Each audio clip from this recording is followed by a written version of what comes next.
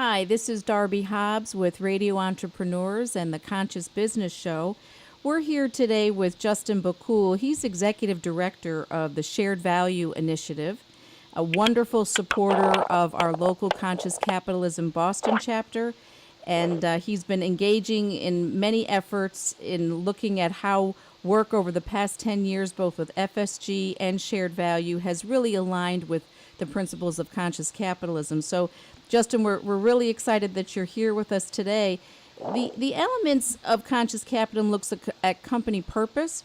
Talk to us a little bit about the purpose of your firm and what impact you're driving towards globally within the countries that you engage. You really have such a global presence and working with businesses and local economies and communities. You know, as you tell us about that journey, what has been the model of success, really in terms of bridging the worlds of the nonprofit and the for-profit, but doing so in a shared value perspective, and really combining purpose with profit. So tell us a little bit about this work and what Shared Value Initiative really focuses on. Great. Well, thanks, Darby. It's a pleasure to be here. Thanks for having me. Yeah, we have been on quite a journey. FSG, which is the parent organization, the Shared Value Initiative, has been around for about 16 years.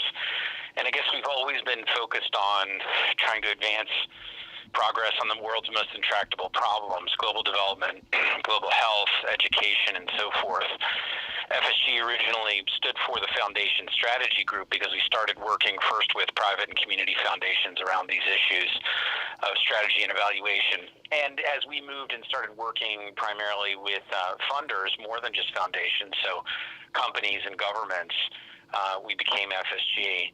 So the Shared Value Initiative within that is basically a community of practice. How do we combine and connect all of the people within primarily large multinational corporations who are in essence trying to re-envision the role of the company, draw different lines between how we advance social progress and prosperity and business success. How do we redefine that, redraw those lines, and bring them together? So we've been trying to connect really tens of thousands of people with this kind of background from around the world through the Shared Value Initiative, which is a community of practice that tries to do that.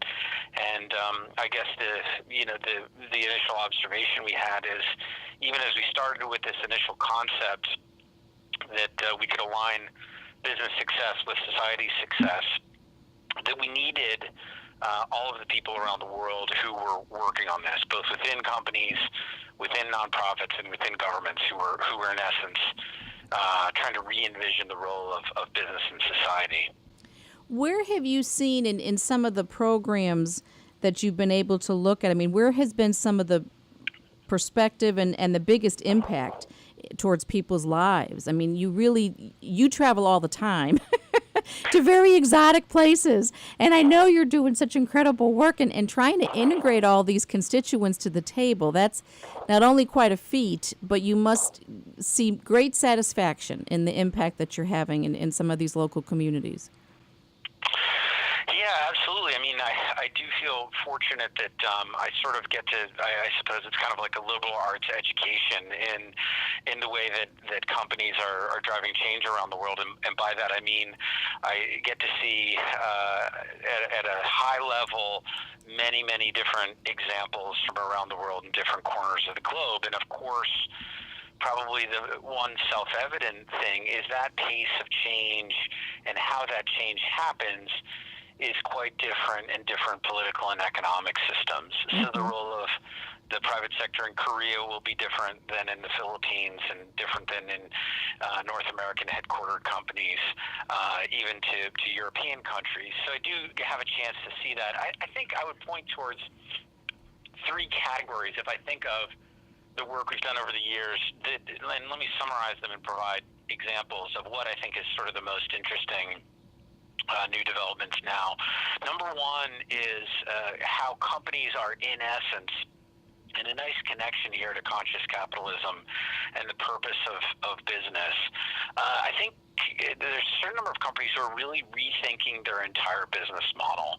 And the example I point at here is Enel, which is a large, quite innovative Italian utility company. And Enel started to grow its business outside of its traditional energy infrastructure businesses in Spain and Italy, in Latin America, in sub-Saharan Africa, and in North America too, so both developing world and developed world.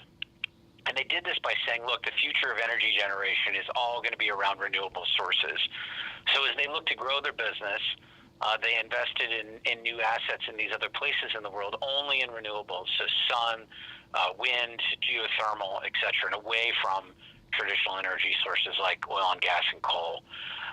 And that would be interesting in of itself. There's many people investing in renewable, but I think the part of the story that makes it so interesting is that as they were able to make that part of their business successful, it made them want to turn back and look at their traditional assets, oil and gas and coal fixed assets in places like Italy and Spain, and say, we really need to transition out of this kind of energy generation in our traditional business.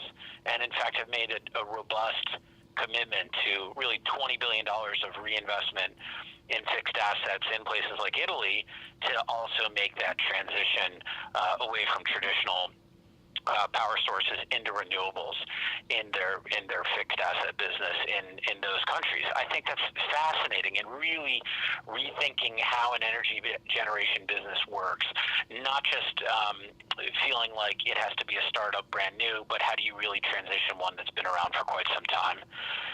As you know, Darby, we've worked for a number of years in West Africa and Cote d'Ivoire, in particular around the cocoa sector there, which, of course, has a number of deep systemic challenges and very serious challenges around human rights and labor conditions, agricultural productivity challenges, and sort of holistic development challenges around healthcare and infrastructure and education in cocoa growing communities.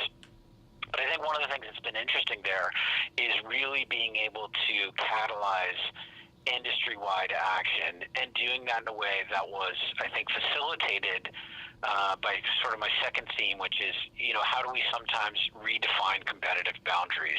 Mm-hmm. And in this case, getting actors along the cocoa value chain to realize that for the most part, especially if you're a consumer products company like Nestle or Mondelez or Mars, that you don't really compete by sourcing cocoa. It's a necessary input into your business and one that needs to grow and be productive, but there isn't competition really for the beans themselves. So how do we use that as a basis then to drive much greater collaboration for companies that normally do not collaborate, of course, and are deeply competitive with one another, but to address a shared challenge that they might have in a challenging place like Cote d'Ivoire. Mm-hmm. And then third is an example that you see spearheaded by Yara, a fertilizer company from Scandinavia, and really some work they've done around building an agricultural corridor in East Africa and Tanzania called the Southern Agricultural Growth Corridor. And in that work, basically Yara wanted to come in and unlock a whole new potential market for them, but they realized they needed holistic development. So building a fertilizer plant alone was not going to be enough to help build a new market for them, but they needed to get co-investors, other companies, the government of Tanzania, and a whole host of actors mobilized in a way that both helped make their investment in a new market pay off, but that also advanced the prosperity of farmers living in Tanzania. So these are just, I guess, three examples, I think, of what I hope are some of the more promising examples. And, of course, each of them connects not only to the competitiveness and value creation within these companies, but importantly also, as you say, has a very deep connection to either millions of farmers or substantial environmental impact in the case of NL and energy generation, and is a way to really see, transitioning from a concept and a set of ideas into how it really plays out in the world today.